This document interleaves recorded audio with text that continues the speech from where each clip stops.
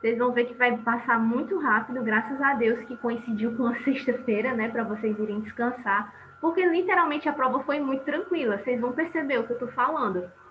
Tem uma questão de hemofilia também, novamente, a gente já fez uma questão de hemofilia, que eu expliquei tudo bem direitinho para vocês, e vocês vão ver que é a mesma coisa, tipo, muito idêntica, que a UES ela ama reciclar as questões, tá?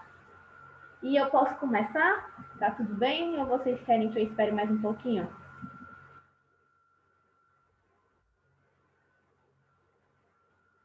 Por mim, pode começar. Tá. Beleza, Efraim, Tereza, Sabrina, Kelly, Vivian. Deixa eu ver quem mais que já tá aqui. Pode começar. E bora lá. Se eu der umas respiradas, gente, é porque a máscara ela dá um certo desconforto, tá bom? Mas tá tudo bem. Bora lá. Porque eu tô o dia todo de máscara, né? Em casa. Vamos passar aqui. Olha que coisinha mais linda, gente. Assunto, ó. Vou colocar aqui, ó. Citologia. Citologia. Só que a UES, ela é boazinha, mas também ela puxa umas coisas muito importantes em determinados assuntos, tá? Ó, vamos ver aqui. Em relação às células vegetais, eu coloquei aqui uma célula vegetal para vocês. Pode parecer uma coisa besta, certo? Ai, meu Deus do céu, eu tenho que aprender os conceitos de células. Sim, tá bom? Ó, olha só. Por que eu coloquei esse hífen, né? Tu é doida. Desculpa. Células vegetais. Olha só, gente. Antes de começar a ler a questão, eu vou grifar aqui para vocês o que tem uma célula vegetal que não tem na nossa célula animal. Primeiramente, né, o cloroplasto. Nós não temos nas células animais cloroplasto. Por quê? Porque a gente não faz fotossíntese, né? Basicamente isso. Nós não temos vacúolos desse tamanho enorme. O que mais que a gente não tem? Parede celular, tá bom?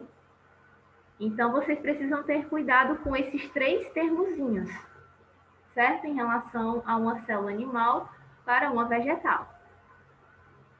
Vamos marcar aqui, ó. Questãozinha de VUF que já entrega, né? Se você souber um item, ele já entrega os outros. As células vegetais apresentam vacúolos. Beleza. Então, a gente já escolhe a letra B e a letra D. Olha que coisa maravilhosa. As paredes, ó, então, gente, vocês já sabem que nas células vegetais a gente vai ter a presença do vacúolo, que a gente pode até chamar assim, ó, vacúolo de suco celular. Pode aparecer esse nome, tá bom?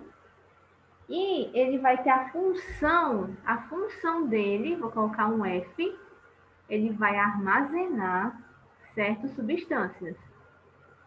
Armazenamento. Ok?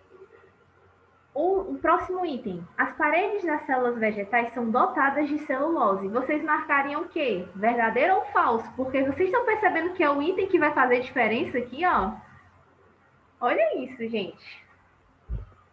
O que vocês marcariam?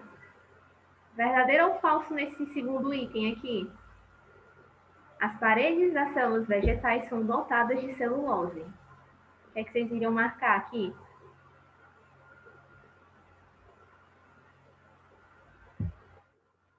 Deixa eu ver.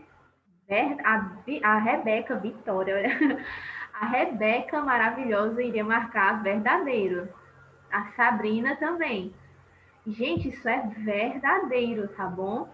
Lembrem-se que celulose é um polissacarídeo, tá bom? Com função estrutural. Lembra que lá nos carboidratos a gente estuda os carboidratos com função energética, com função estrutural, com função de reserva. Esse aqui vai ser um polissacarídeo certo? Com função estrutural.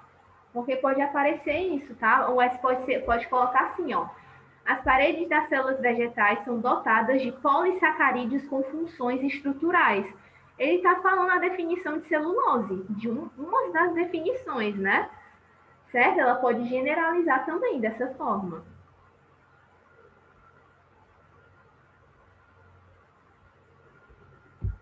E aqui você já sabe que já vai ser a letra A, né? Opa, a letra C, desculpa, C não, D. Tô ficando doida. C mesmo, gente. Minha nossa, tu é doida, é? É aqui.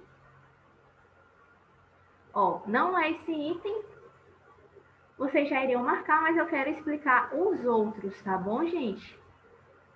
As células vegetais contêm cloroplastos ou outros plastídeos. Isso é verdade, né? Ó, o cloroplasto ele tá bem aqui. Ela contém cloroplasto ou outros plastídeos. Ó, os cloroplastos, certo, gente? Ele, como eu disse para vocês, a função basicamente de um cloroplasto dentro de uma célula é participar do processo da fotossíntese, tá? Então, essa é a grande diferença entre uma célula animal para uma vegetal. A capacidade de produzir o seu próprio alimento, entre aspas, e fazer a fotossíntese. As células vegetais não apresentam totipotência. Isso aqui é o que a gente vai dar uma aprofundada aqui, tá bom? Porque isso é muito importante para qualquer vestibular, tá bom? Isso é falso. O que significa totipotência? Vocês sabem me falar o que significa isso? Alguém sabe me dizer o que significa totipotência? Ou vocês não sabem? A gente já sabe que esse item aqui é Eu, falso. Pode dizer, Rebeca.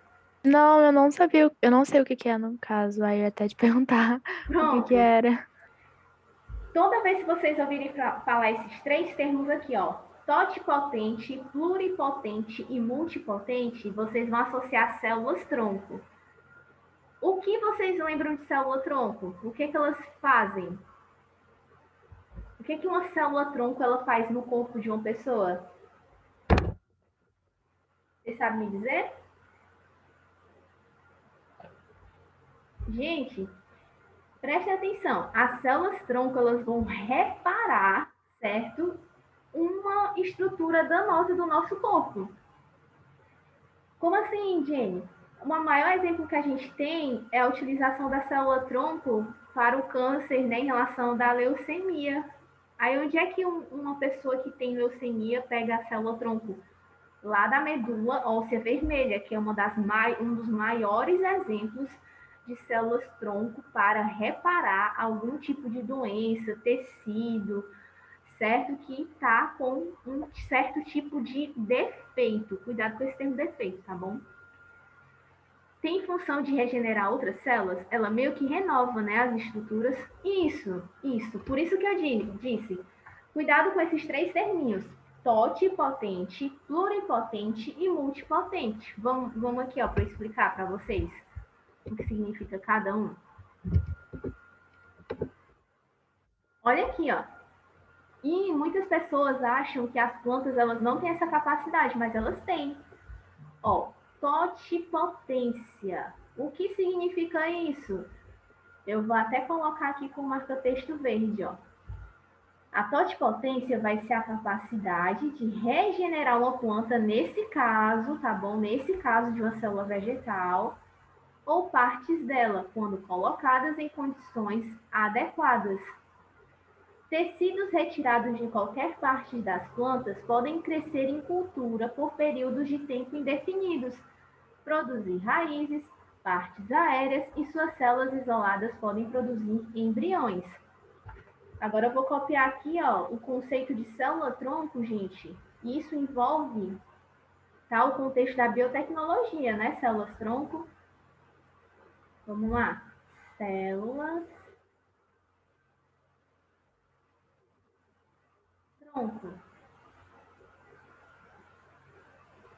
Olha só, vamos lá. O que são células-tronco? Ó? São células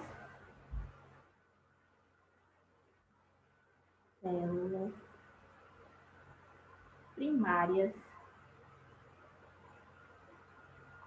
certo? Que retém, opa, coloquei aqui assim também errado, que retém a habilidade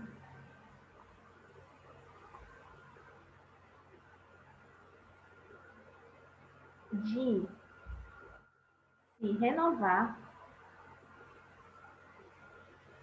por mitose.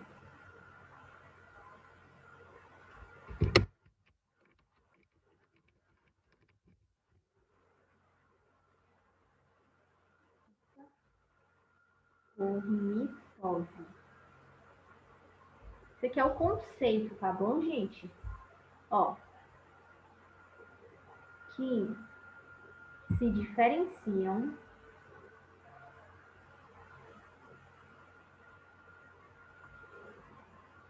em um grande número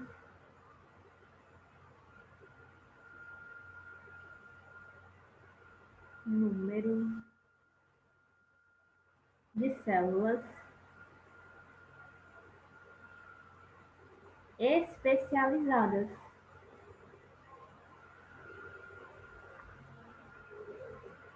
E aí as células-tronco, elas têm 3 níveis, certo? 3 potenciais de especialização.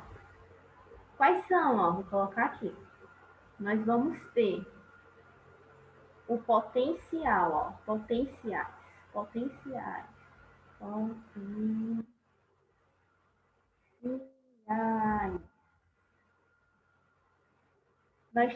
Nós vamos ter as células totipotentes,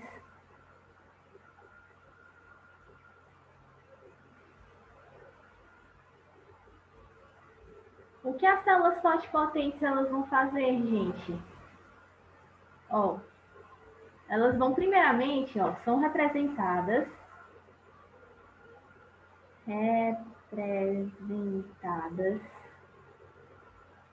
pelo zigoto. Aí vocês vão lembrar lá de embriologia. Olha isso, gente. Um zigoto, ele acabou de sair da fase a fase de mórula, blástula, gástrula, ou seja, ele acabou de sofrer todo o processo de divisão, certo? Na verdade, não, desculpa, o zigoto acabou de sair da fase da fecundação e vai começar o processo de divisão até se formar em um embrião, certo? Ou seja, preste atenção aqui, ó. São representadas pelo zigoto e células da mórula.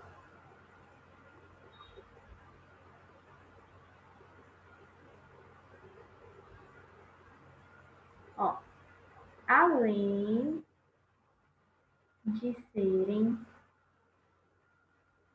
capazes de se diferenciarem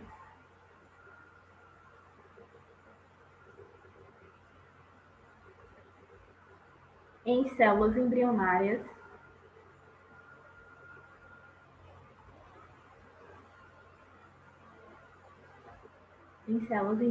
quer dizer. Como assim células embrionárias? Em todas as células existentes, tá, gente? Todas as células existentes. Ele pode se diferenciar em qualquer tipo de célula. Por isso que as plantas, como elas não vão ter um processo mais, como é que eu posso dizer, mais exaustivo, podemos dizer assim, das células em relação à sua diferenciação, elas vão ser totipotentes no seu geral, tá bom? Vamos aqui para. Tem mais 2 definições, tá bom? Ó, nós temos as células pluripotentes, ó.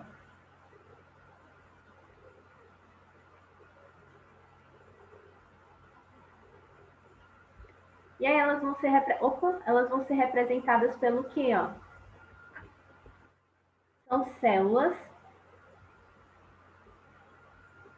São células que se diferenciam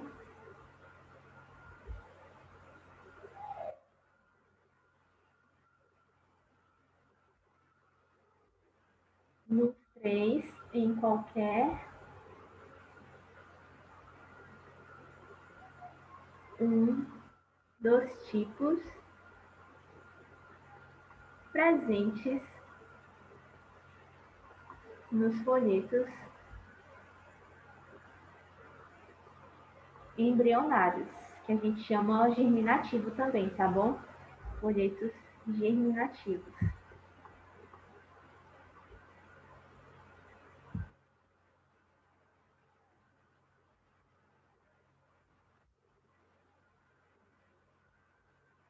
Posso sim, tá bom? Daqui a pouco eu vou colocar uma foto, porque se eu sair aqui da tela vai parar o. Quero colocar uma fotinha para vocês de uma mórula, tá, gente? A mórula, lá no desenvolvimento embrionário, tá? Isso para animais, ok? Ela vai ser uma foto de uma mórula, tá aqui.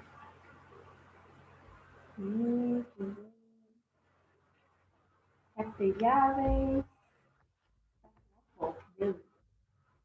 Ó, daqui a pouco eu explico o conceito de módulo. E aí o último, gente, são as células multipotentes. Multipotentes. O que elas vão fazer?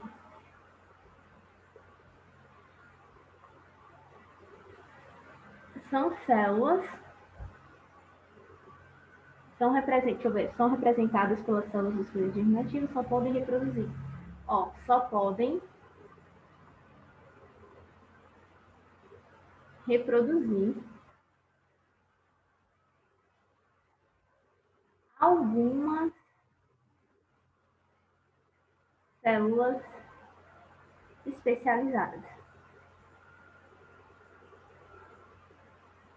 Agora vamos só relembrar aqui rapidinho o conceito de mórula, certo? Bem rápido, porque isso aqui vai mais para a embriologia, tá bom, gente? Vou desenhar aqui isso. Aí uma mórula é mais ou menos assim.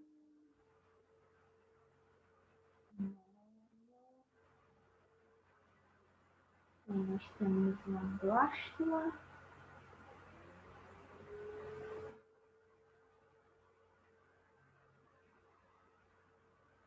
Certo? Aí nós temos a setinha. Lá na embriologia, o zigoto ele é formado após a fecundação. Certo, gente? Ele é uma célula muito maciça que ainda não sofreu divisão. A mórula,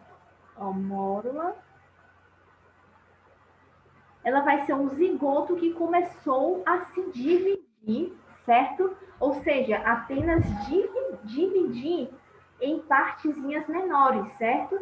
Um zigoto que começou a se dividir em partes menores, porque ela aumenta, certo, a quantidade de célulazinhas, mas ela não aumenta o tamanho, certo? O volume. E aqui vai ser a blástula. Blástula. Ok? E eu vou enviar para vocês isso aqui, ó, lá no grupo. Opa, aqui é sainha. Eu vou enviar para vocês isso aqui lá no grupo, tá bom? Que tem explicação bem bonitinha, para quem me perguntou.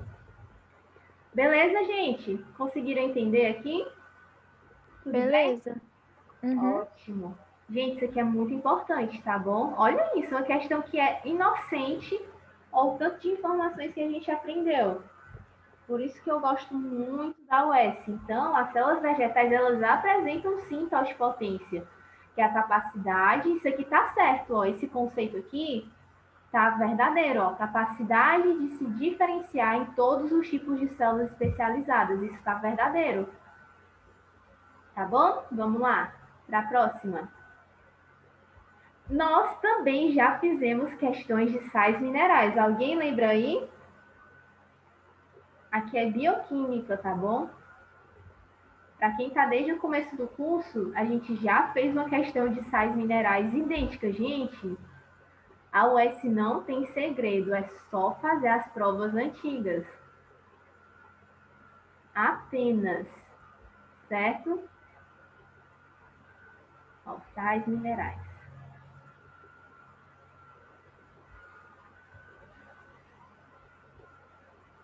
Vamos lá. Agora eu quero que vocês participem, que isso aqui eu acredito que todo mundo... Alguém tem dificuldade nesse assunto? Alguém tem dificuldade, gente? Em sais minerais? Vou mandar também essa fichinha aqui maravilhosa. Eu acho que eu já mandei para vocês, né? Mas vou mandar de novo, ó. Com a Eu tabelinha. acho que você já mandou. Eu acho que eu mandei no grupo da semana gratuita. Eu vou mandar de novo. Porque essa tabelinha aqui, ela tem mais conceitos, tipo, coisinhas que eu ia fazendo a questão e complementava, sabe? Vamos lá. Relacione corretamente os minerais apresentados a seguir com algumas de suas funções, numerando a coluna 2 de acordo com a coluna 1. Vamos lá. Eu vou fazer a pergunta para vocês e vocês vão me colocando aqui no bate-papo, tá bom? Vamos pelo primeiro. É um componente importante dos ossos e dos dentes. É essencial à coagulação sanguínea. Ó, vamos grifar aqui. Ó. É essencial à coagulação sanguínea e tem ação em nervos e músculos. Qual é esse sal mineral, gente? 1, 2, 3 ou 4? Ana Marisa, Sabrina, Maria Clara. Vamos lá, vocês vão já ver se acertaram. Tereza. Bom, gente, é o cálcio, né? O cálcio é muito importante e vamos fazer uma analogia aqui em relação... Opa, eu ia colocando verdadeiro, olha. Ao vírus, né, do corona. Olha que interessante, gente. Quando a gente começa a estudar biologia, a gente consegue entender muitas coisas. Quando eu estava sob suspeita do vírus, tinha um exame para eu fazer que eu não entendi o motivo de fazer aquele exame. Era um exame para saber o risco que eu estava correndo de sofrer uma trombose. Aí o que tem a ver um vírus com o risco de sofrer trombose? Não sei se vocês viram o caso lá da mulher do Alok, não sei se vocês viram isso nas mídias.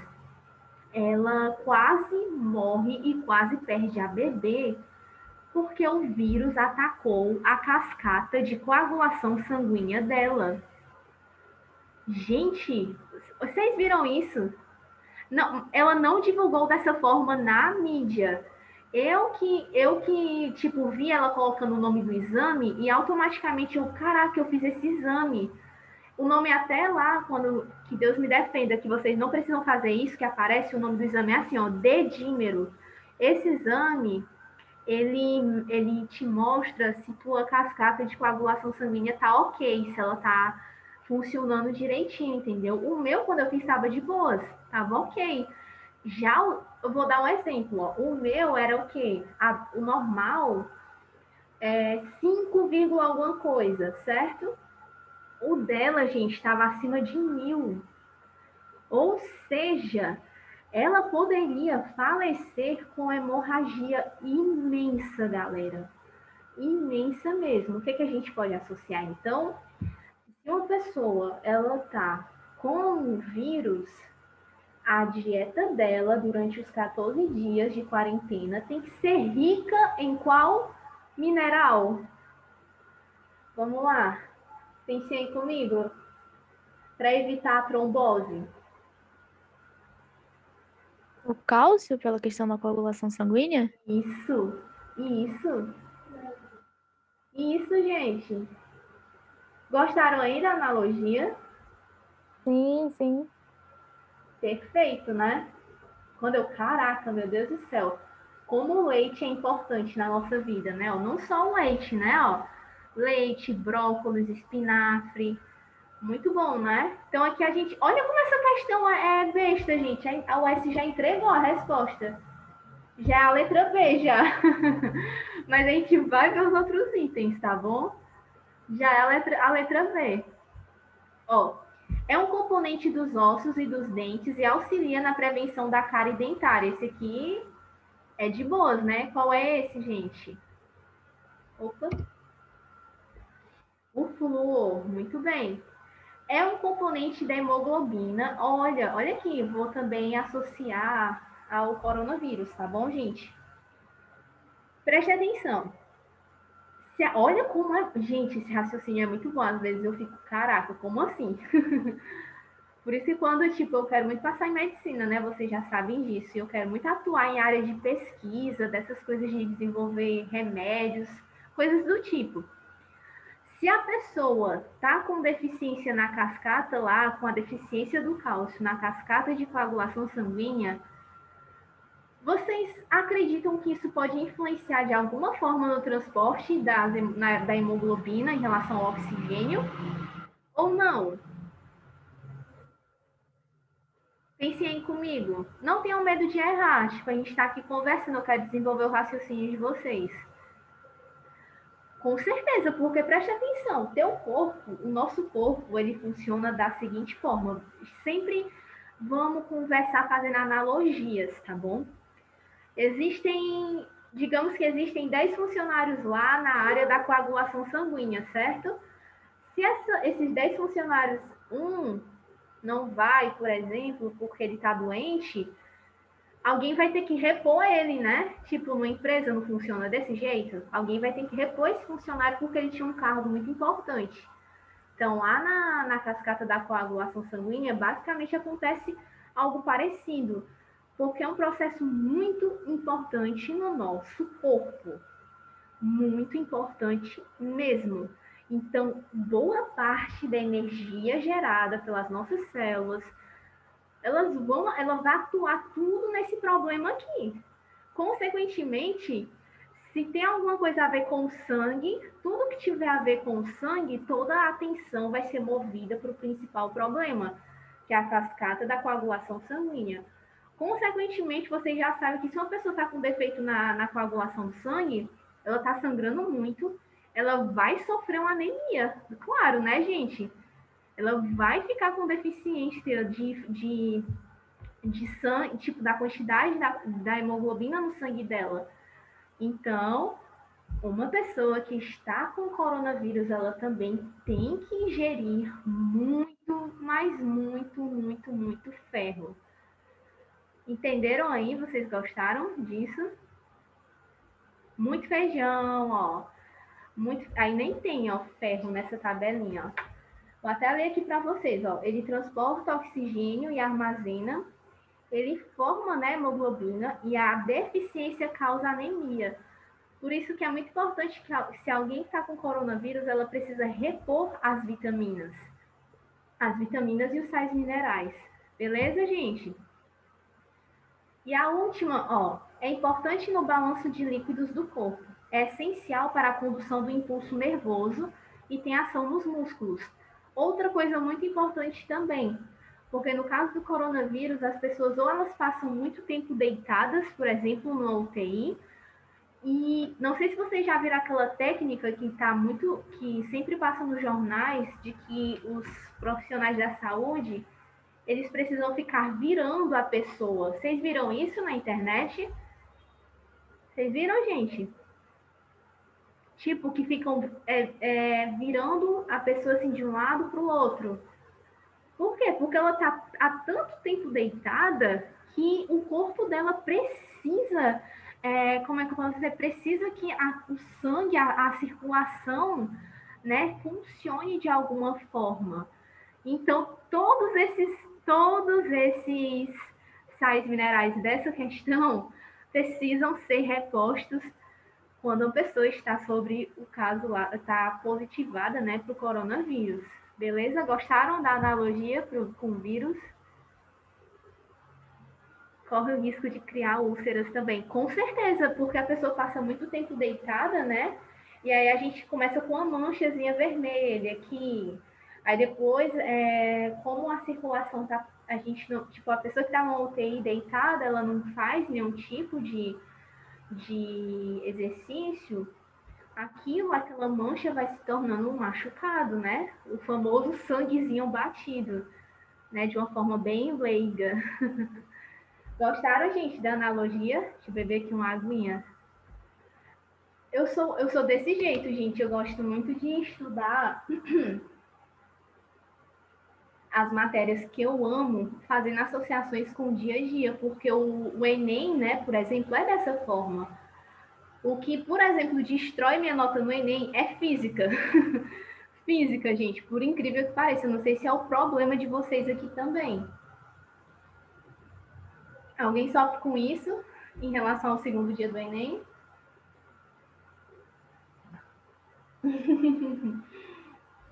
90% dos brasileiros. Se você nunca sofreu com o Enem, você é um privilegiado. Brincadeira, galera. Vamos lá, deixa eu passar aqui. E aí nós vamos para genética, hemofilia. Para vocês que assistiram uma das minhas aulas que envolve isso, hemofilia é genética, tá bom?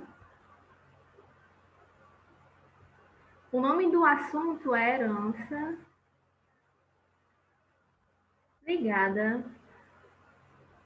ao sexo. Vocês sabem, né? Jennifer depois olha sobre o Dr. Barak, ele fala muito sobre essa parte da bioquímica aplicada. Gente, eu amo a bioquímica. A galera tem medo, acha chato no cursinho. Eu não acho não, porque olha quanta coisa a gente aprende. O nosso corpo, gente, ele é muito lindo. Meu Deus, eu sou apaixonada, sério mesmo, de verdade. É muito legal, porque bioquímica é a união de duas coisas que eu amo demais, química e biologia. É uma loucura boa, né? Que vai fazer a gente chorar para quem quiser ir medicina na faculdade. Ó, gente, antes da gente responder a questão, vamos relembrar o que significa hemofilia, que é uma doença genética, tá? Vamos lá. Hemofilia, gente, como aqui eu até peguei uma parte, né, do que eu escrevi na aula que a gente teve, da questão que a gente também resolveu, é um distúrbio, novamente, ó, coagulação do sangue, certo? Em que a coagulação do sangue é deficiente devido à falta de fatores plasmáticos de coagulação. Nesse caso, não tem cálcio que resolva. É uma doença genética. A criança já nasce com isso. Ela vai ter que conviver com esse defeito no gene dele, tá bom? No caso lá por exemplo, um erro na nossa cascata de coagulação sanguínea em relação a um fator do meio, que é o vírus, isso pode ser consertado. Mas nesse caso da hemofilia não pode ser o quê? Minimizado, tá bom? Então, ó, ela vai ser determinada por um gene recessivo, como eu disse já para vocês, ligado ao cromossomo X, certo? Lembrando que nossa mãe, ela é XX e o nosso pai ele é XY, certo? Ó, então aqui ó, é o homem, certo? Mulher, homem e mulher. Um homem que é XHY, ele é normal, certo? Porque aqui ele está sendo representado, né, pelo Hzão, certo? Ele vai ser dominante. E no caso, a hemofilia é de um gene recessivo. Se um homem nascer com o genótipo H ou XHY, ele vai ser hemofílico. Vou fazer uma pergunta para vocês. De quem que ele recebeu esse XHzinho? Da mãe ou do pai dele? Da mãe. Quem foi que respondeu isso? Falei teu nome. Yasmin. Yasmin, muito bem. Por quê, gente? Nossa mãe, ela só pode doar o quê pra gente, pro nosso genótipo? Somente o X, não é não? E o nosso pai, se a gente for menina, né? Nós, no caso meninas, nosso pai vai doar o quê? O X dele, certo? Se for um menino, ele vai doar o quê? O Y. Então, um homem que nasce hemofílico, ele recebeu o XHzinho da mãe dele, certo? Vocês entenderam? Agora, uma mulher, certo? Ela vai ser normal quando ela receber XHzão, XHzão. Ela vai ser portadora, ó, pode aparecer isso, certo? Portadora não quer dizer que a pessoa vai ser acometida. Ela só vai portar o gene recessivo, tá bom? E a XHzinho, ela vai ser hemofílica, tá? Então, ó, lendo aqui, vou ler aqui só para reafirmar. A hemofilia ela vai corresponder a um distúrbio de coagulação sanguínea caracterizada pela ausência do fator 8 de coagulação. Ela vai constituir um caráter hereditário relacionado ao gene recessivo ligado ao X, pois apresenta seu locus na região não homóloga ao Y. Vou já mostrar isso aqui. Dessa forma, vamos aqui, ó, responder. A incapacidade de produzir o fator 8, muito bem, de coagulação sanguínea apresentada pelos hemofílicos pode levar à morte e segue a herança ligada ao sexo. Verdadeiro, gente. Isso aqui é verdadeiro, tá bom? Mulheres do genótipo XHzinho e homens do genótipo XHzinho Y são hemofílicos.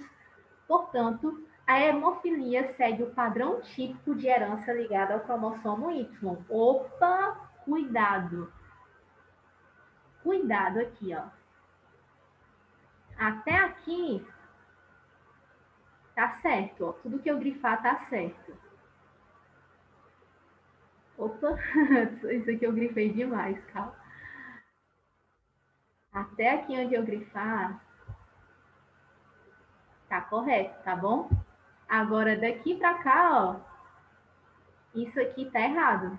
Porque esse padrão é de uma herança ligada ao cromossomo X, tá bom, gente? Cuidado! Os homens hemofílicos não transmitem o alelo mutante para a flore do sexo masculino. Vamos fazer isso aqui? Vamos fazer um exemplo, ó. Vamos lá. X. Vamos colocar uma mãe portadora, tá bom? Ó, XHzão, XHzinho. E um pai hemofílico. Ó, gente, olha que legal, eu gosto de associar isso à matemática, porque aqui é como se fosse uma distributiva que a gente faz, ó. XHzão, com esse XHzinho aqui. Esse XHzão com Y. Aí aqui, XHzinho com XHzinho. E aqui o XHzinho com Y, certo? Vamos lá. Ele está perguntando assim, ó. Os homens hemofílicos não transmitem um alelo mutante para a flore do sexo masculino. Vocês viram que ele deu, ó, para os meninos, aqui é uma menina, certo? Uma menina normal. Aqui é um menino normal. Aqui é uma menina hemofílica. É muito raro, tá? Isso, gente, porque vocês estão percebendo que a mãe ela precisa ser heterozigota, heterozigota, né? E aqui é um menino hemofílico. Aí a pergunta é bem específica, ó. Os homens hemofílicos não transmitem o alelo mutante para a flora do sexo masculino. Isso vai ser verdadeiro, gente, porque, ó, os indivíduos do sexo masculino, eles vão passar o Y para a flora masculina. Ó. Então, o menino que é hemofílico aqui, deixa eu pegar ele, ó. Ele recebeu o alelo da hemofilia da mãe dele, ó. bem daqui, ó. E do pai, ele recebeu o Y. Tudo bem, gente? Vocês entenderam isso aqui?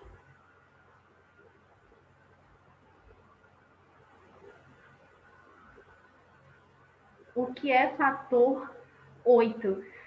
É um fator da coagulação sanguínea, certo? A gente só aprende para vestibular apenas isso, que é um fator da coagulação sanguínea. Não é necessário a gente, como é que eu posso te falar?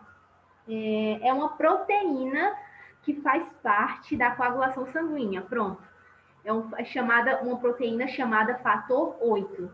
Tá bom, Sabrina? Tudo bem? Ó, verdadeiro. Eu também perguntava isso, aí depois que eu fui pesquisar, eu vi que era um assunto acadêmico. Aí eu, não, tá bom, entendo. É uma proteína que faz parte da coagulação sanguínea e que a falta dela, no caso, em relação ao nosso genótipo, causa hemofilia, tá? As filhas de uma mulher hemofílica são hemofílicas, pois herdam o alelo selvagem da mãe. Nossa! Alelo selvagem. Gente, a UES ela é meio doida, viu? Porque ela chama, às vezes, o alelo recessivo de selvagem, tá? Vamos fazer isso aqui, ó. Ele tá dizendo que a mulher é hemofílica, né? Então, ela tem que ser XHzinho, XHzinho. E vamos colocar o pai normal. Tá bom? XHzinho, aí o XH, o outro, XHzinho, Y, XH, XHzinho e o XHzinho Y. Aqui no caso nós não temos nenhuma menina, né? Nenhuma menina hemofílica. Então o pai, ó, olha que legal, gente. Eu fiz aqui com a mãe sendo hemofílica e o pai normal. Então, para uma menina, certo? Ó, uma menina aqui no caso, ela ser hemofílica, ou a mãe tem que ser normal e o pai hemofílico, ou então os dois casos, tá bom? Certo, gente? Então, ó, vou fazer aqui com a mãe normal. Ah, já tá aqui já, não precisa fazer não. Tá bem aqui. Ó, as filhas de uma mulher hemofílica são hemofílicas. Isso é falso, né? Vocês acabaram de ver que é falso, porque elas são normais, ó, normais. E aí, ó, filhas de uma mulher hemofílica XHzinho, XHzinho, elas vão herdar o XHzinho da sua mãe. Mas elas não vão ser necessariamente hemofílicas, elas só vão ser o quê? Portadoras do alelo, ó, portadoras. Isso significa que quando essa menina for ter um filho ou uma filha, ela pode passar esse gene da hemofilia. Tá bom, gente? Tudo bem? Aqui vai ser a letra C. Beleza, galera? Posso passar aqui ou vocês têm mais alguma dúvida? Esperando vocês. Posso passar, gente?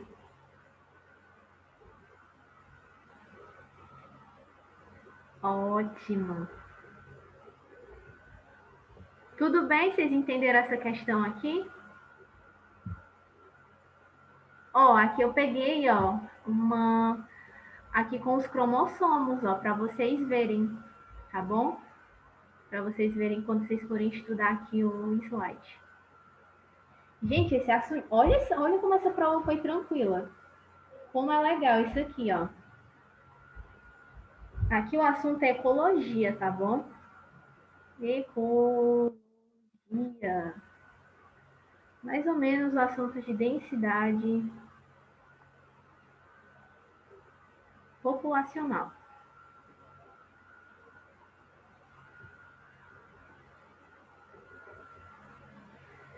Aí ele pergunta assim, ó. As variáveis que são utilizadas para determinar a densidade populacional são as seguintes. Densidade demográfica é a mesma coisa de densidade populacional, tá bom, gente? Ó, é a mesma coisa. Vou colocar aqui, ó, populacional. Números de indivíduos da população e área ou volume, nossa, já é a resposta, já. Números de espécies da comunidade, não. Número de espécies da população e biomassa, não. Opa! Número de indivíduos da comunidade e biomassa, não. Antes da gente começar isso aqui, deixa eu só interromper aqui o compartilhamento, porque eu já vi ali que tem um slide que eu deixei uma coisa anotada que não era para ser deixada. Espera aí. Espera aí, gente. Um segundo, um minutinho. Devagar. Pronto.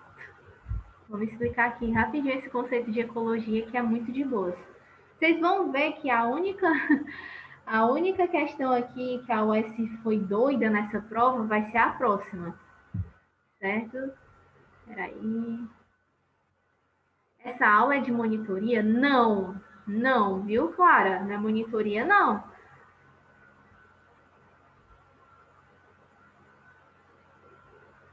Não é monitoria. Pronto, voltou aqui. Deixa eu colocar, espelhar para vocês de novo.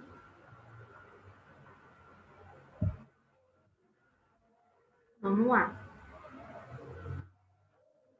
Ó, gente, quando falar em densidade populacional, vocês precisam saber que vai ser o quê? A relação entre o número de indivíduos de uma população e a superfície, ó, a área, vou colocar aqui a área, superfície ou volume, tá bom, gente? E esse cálculo é representado dessa forma: densidade é igual a total de habitantes dividido pela área, ou superfície, ou volume. Aí tem um exemplo, ó. Um determinado lugar tem 1 milhão de habitantes e 300 mil quilômetros quadrados. Então, se você quiser saber a densidade populacional daquele local, vai ser o quê? 1 milhão dividido por 300 mil. Então, nós vamos ter 3 habitantes por quilômetro quadrado naquele lugar. Maria Clara, essa aula está sendo sexta-feira, porque na terça eu não pude dar a aula, tá bom? Então, só está sendo hoje, porque terça-feira eu não pude dar a aula por motivos pessoais, tá bom? Vamos lá. Todo mundo entendeu isso aqui, gente? Tem alguma dúvida? Tem alguma dúvida aqui? Eu posso passar para a próxima? Que é um assunto de boas, né? Vamos lá. Aí essa aqui, gente, a UES aloprou demais nessa questão, porque, meu Deus do céu, viu? Ô loucura! Sério, isso aqui acontece, tipo assim, ó, zoologia. Ela gosta de cobrar isso aqui, esses nomes de animais, mais na segunda fase, porque é uma questão que faz você errar, certo? Então, eu coloquei aqui a foto de cada um desses, só para vocês, assim, não se preocupem com questões desse tipo, tá bom? É sério mesmo, de verdade, porque vocês não precisam ocupar o tempo precioso que vocês têm para estudar, estudando algo que cai, assim, uma vez em cada 3.000 anos. Tá bom, gente? Então, vamos lá, ó. Aqui essa questão ela fala sobre alguns animais que fazem parte da caatinga, tá bom? Aqui o nosso domínio morfoclimático da galera aqui do Nordeste, ó. Certo? A fauna da caatinga. Então a gente tem as abelhas. Olha que oncinha parda linda, gente. Só que nada a ver, né? Eu coloquei aqui uma foto dela na neve. Uma onça parda. Ó, abelha, onça parda, urubu-rei. Aqui o urubu-rei, ó. O tatu-bola. Aí aqui nós temos a arara azul, certo? Vou até escrever aqui o nome dela, ó.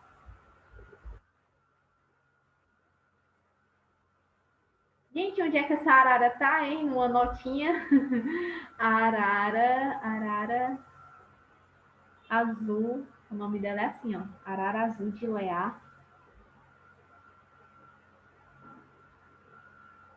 Certo?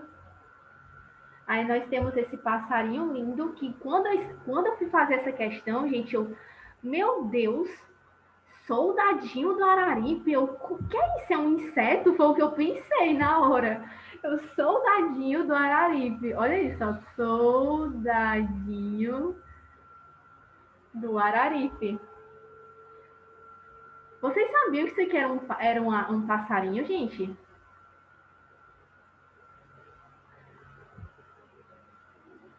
Não, pois é. Hoje vocês estão aprendendo isso. Jurei que era invertebrado por causa do nome. Eu também, Kelly. Eu pensava que era um inseto. Eu jurava que era um inseto, esse nome.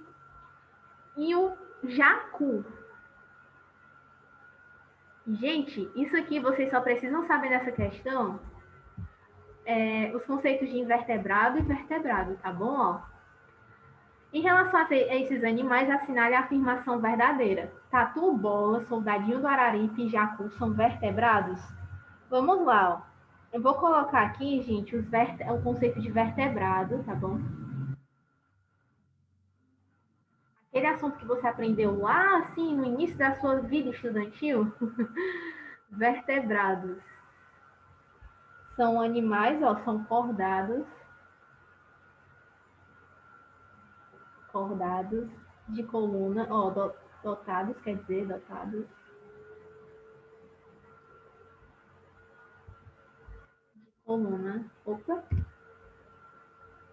de coluna vertebral, certo? E os invertebrados, vocês já sabem, né? Invertebrados.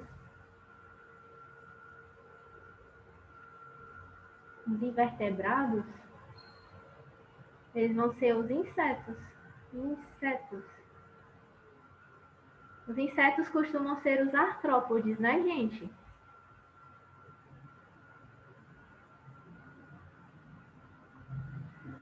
Deixa eu ver aqui. Fundamental 1.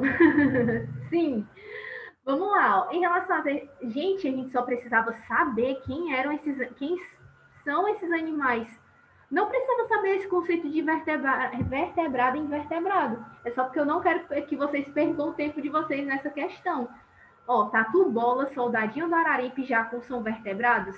Tá aqui o tatu-bola. São vertebrados, né? O tatu-bola. Quem mais? Aí tem o passarinho, ó.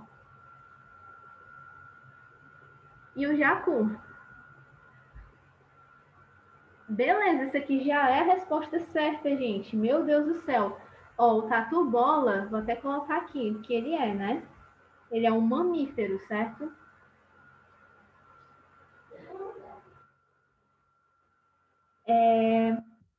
Coloquei o acerto aqui no canto errado.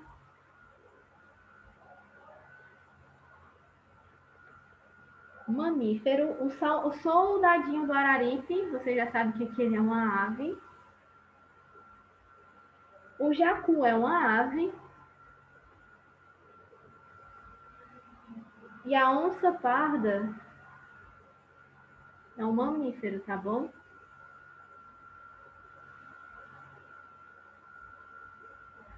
Soldadinho do Araripe e abelha são invertebrados? Olha isso, gente. Olha isso aqui. Não, né, gente? Olha isso. A avezinha, ela tem uma coluninha, tá bom? Esse aqui tá falso, ó. Onça parda é um invertebrado. Esse item aqui, você já sabe que a onça ela não é um invertebrado, né, gente? Então, esse aqui você poderia excluir, tá? Olha, eu marquei, estou sendo bem sincera com vocês, eu marquei a letra B. Por quê? Porque eu pensava que o soldadinho do Araripe era um inseto. Alguém também iria pensar por isso?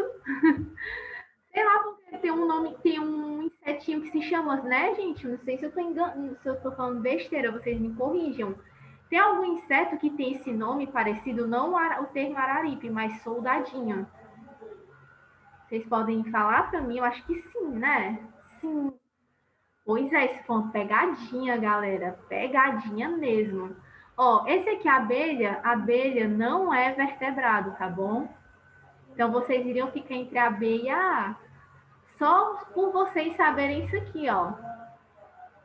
É tipo um bichinho preto e branco, isso. Ó. Então, lembre-se que o soldadinho do Araripe faz parte do nosso domínio Caatinga e ele é um vertebrado, beleza? O invertebrado é o soldadinho de chumbo. Oi? O invertebrado é o soldadinho de chumbo. Ai, olha isso, gente. Meu Deus Que é o do branquinho e céu. preto. Eu pesquisei aqui na internet. Nossa. Vocês estão vendo? Foi o que eu pensei. Eu, olha, assim, soldadinho, tem um insetinho chamado soldadinho de chumbo. Então ele é invertebrado. Eu fui direto na letra B. Quebrei a cara, né? Bonita, mas tudo bem. Eu acho que a possibilidade de uma pessoa acertar essa questão é no chute, certo? Tipo, uma pessoa muito inteligente lá no dia, né, que foi em 2019.1, essa pessoa, ou ela sabe, ou ela já tinha visto um soldadinho do Araripe, que é uma ave, ou então ela acertou no chute. Beleza, gente?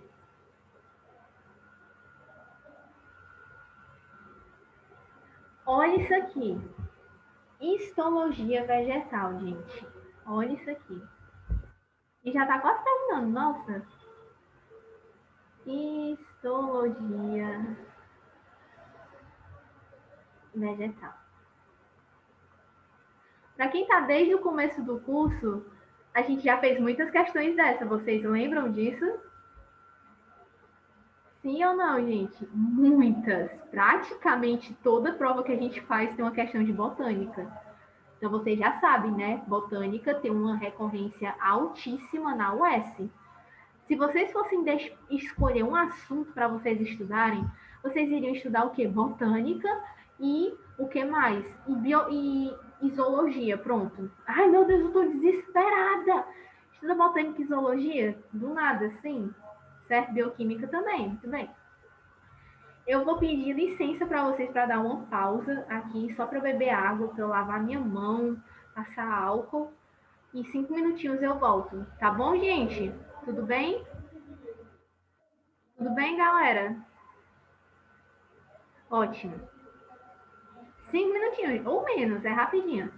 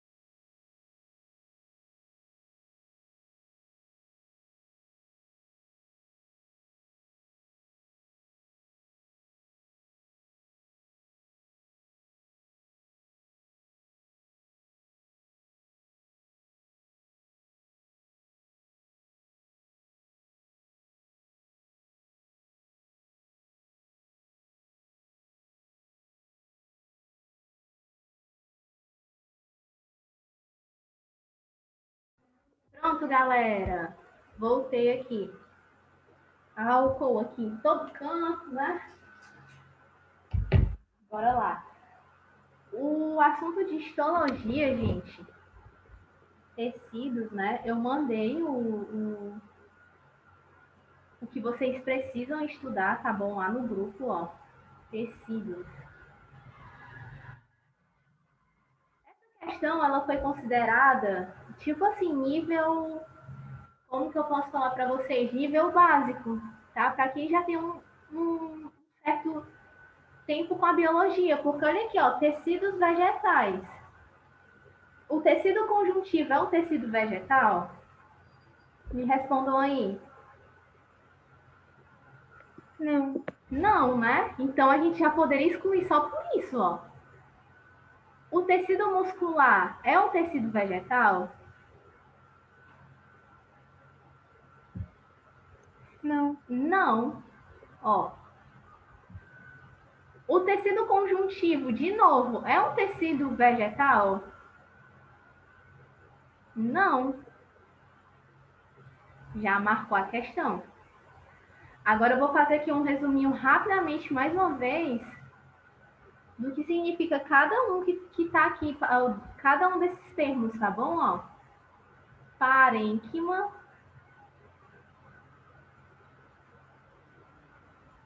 tá bom? O que significa o parênquima, gente?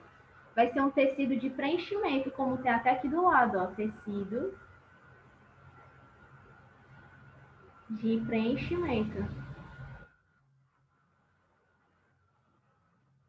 certo? Assimilação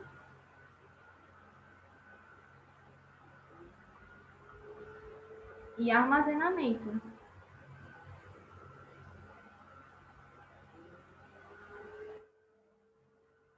O xilema, vocês já sabem, né, que ele é um de condução, tecido de condução. De condução da seiva bruta.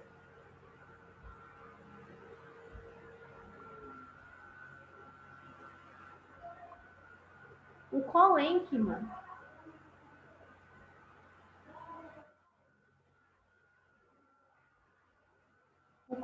na verdade, opa, o colênquima e o esclerênquima é esclerênquima.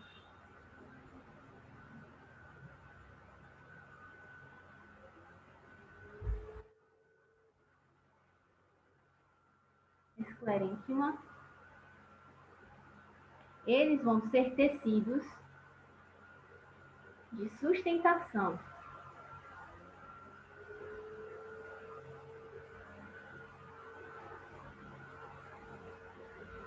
E o floema vai ser um tecido de condução de seiva elaborada. Tecido de condução de seiva elaborada. Aqui nesse cantinho eu coloquei, ó, para vocês lerem, tá? Tipo, quem já tem um certo domínio nesse conteúdo, vocês só podem ler o que tem no slide. Mas, sendo bem sincera com vocês, leiam o arquivo que eu coloquei lá no grupo. Eu também vou colocar lá na pasta do Drive, tá bom? Porque fica mais organizadozinho. Leiam aquele arquivo de histologia vegetal, gente. Se vocês puderem imprimir, imprimam, né? Para vocês não perderem tempo fazendo um resumo dele. Imprimam aquilo dali, vão grifando, tá bom? Deixem ao lado de vocês quando vocês pegarem essas questões da UES, tá? Tudo bem? Vamos para a próxima. Ó, coloquei aqui do lado os tecidos, ó. Todos os tecidos das plantas. São todos esses daqui, ó. Tá bom?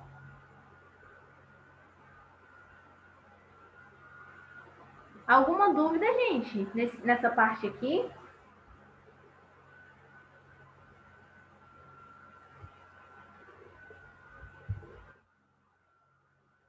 Ótimo. Se vocês puderem tirar um printzinho para eu postar lá no Instagram, tá? Me marcarem. A gente fazer a divulgaçãozinha, né? Tem uma imagem representando os tecidos, eu coloquei lá naquele arquivo, tá bom, Maria? Lá naquele arquivo eu coloquei a imagem dos tecidos direitinho. Aí aqui, ó, o assunto é taxonomia, tá bom? Deixa eu apagar aqui.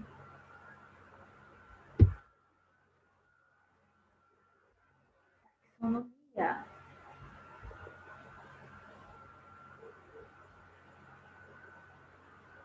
Prometo aqui que já tá acabando, só falta só mais uma questão para eu liberarem vocês para a cestinha de vocês. Vamos lá. Estima-se que até 100 milhões de diferentes espécies vivas dividem este número com você. Toda essa diversidade é classificada em categorias taxonômicas hierárquicas, ou seja, com um nível, né, de importância. Assinale a opção que corresponde às principais categorias taxonômicas em ordem decrescente de hierarquia, ou seja, da mais importante para a menos importante. Tá bom, gente? E aí vocês precisam lembrar que espécie vai ser a categoria mais específica, tá bom? E aí, gente, qual é da ordem, qual é aquela famosa frasezinha que a gente aprende no ensino fundamental? Aquela assim, ó, pi, co, fa, gi. Certo? Aí os professores colocam essa setinha aqui, ó. Certo?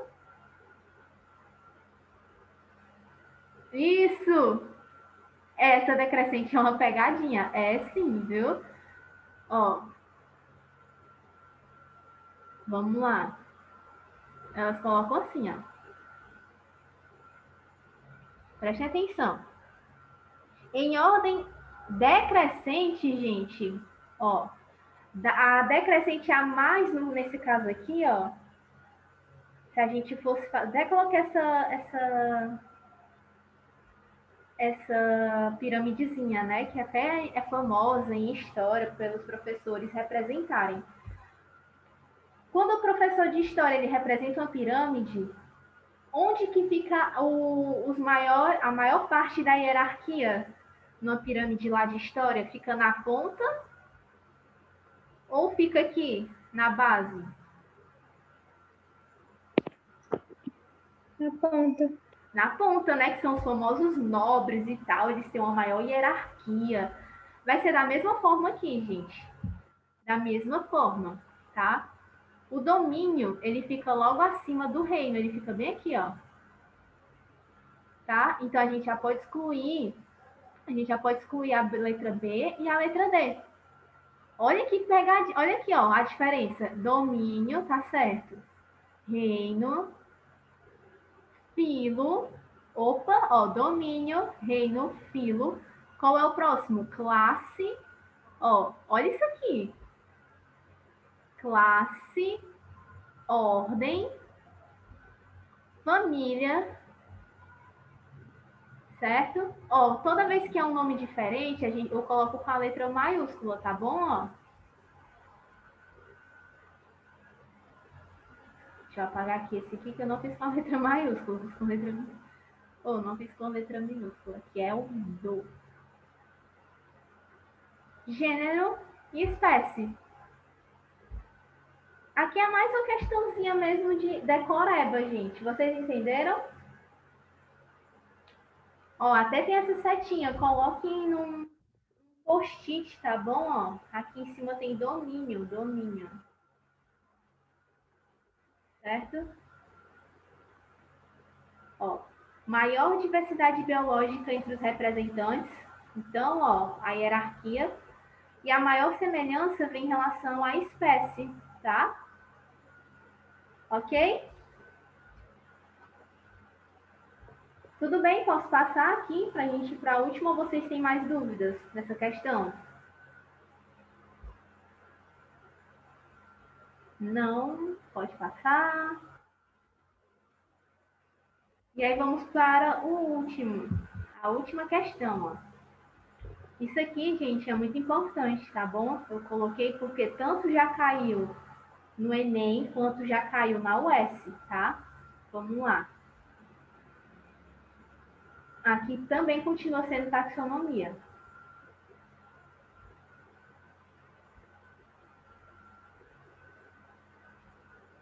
Deixa eu escrever aqui, taxonomia.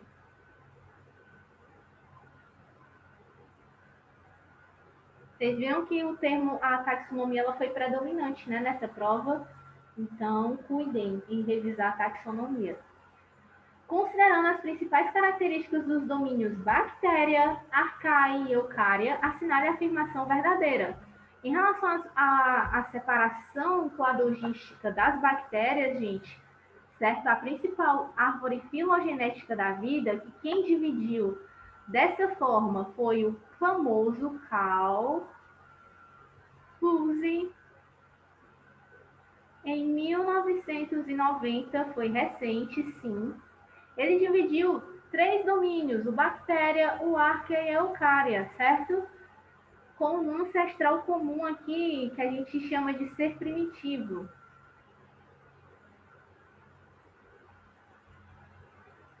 Nessa divisão, certo? Primeiramente surgiu o reino das bactérias, certo? Que a gente chama dos seres procariontes.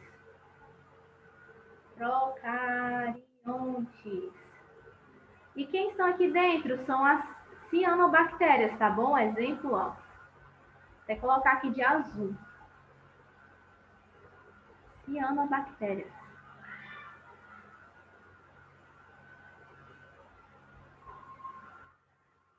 Certo? Aqui no reino da arcaia vão ser também procariontes, tá bom?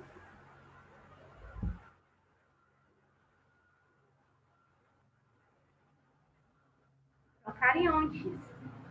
Nós vamos ter as bactérias extremófilas, tá bom, gente? Aqui, exemplo, às vezes, deixa eu ver como é que se escreve isso, para não escrever errado, extremófilas.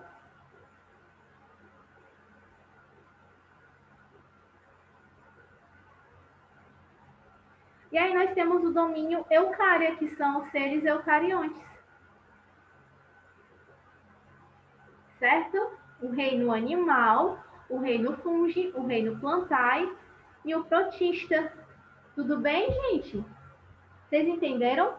E olha quantas subdivisões já tiveram. Teve a de Copeland em 1938, ele só dividiu apenas em 4 reinos. Teve do Whittaker em 1969 em 5 reinos. Apareceu aqui o reino dos fungos, né? Porque antigamente vocês sabiam que os fungos eles estavam dentro do reino plantae, mas vocês sabem que os fungos eles são o quê? Heterótrofos, eles não produzem o próprio alimento, tá?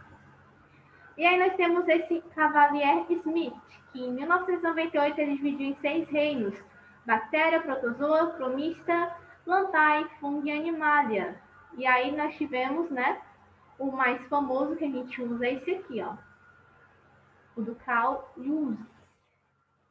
Na verdade foi em 1977. Por que eu escrevi em 1990? Quem está correto? Eu ou o comentário? Vou colocar o comentário, né, gente? Eu sou doida de fazer uma besteira com vocês. Então, ó, o Carl, ele propôs um modelo de classificação com base na análise do RNA, tá bom? Ó, análise pelo RNA. Tá bom, gente? E aí, o resto eu já expliquei direitinho para vocês, né? O que significa cada um, e vamos responder a questão. A bactérias são eucariontes? Não, aqui tá falso, né? Bactérias são procariontes e incluem o que dentro desse reino bactéria? Eu pulei aqui a letra B, tá bom? Porque já é o item correto. Vamos corrigir aqui o errado. A bactéria são procariontes, está verdadeiro, e inclui o que dentro dela? Bactérias e cianobactérias, verdadeiro. Arcaes são eucariontes? Opa, não. A arcae não são eucariontes, tá bom? Ó. E incluem as árqueas capazes de viver em condições extremas. Isso aqui está correto. A única coisa falsa é esse termo eucarionte. E eucárias são eucariontes, que incluem os reinos protista, fungi, plantar e animalia. A única coisa que faz essa questão ser errada é esse termo aqui. Esse item quer dizer, desculpa, é errado.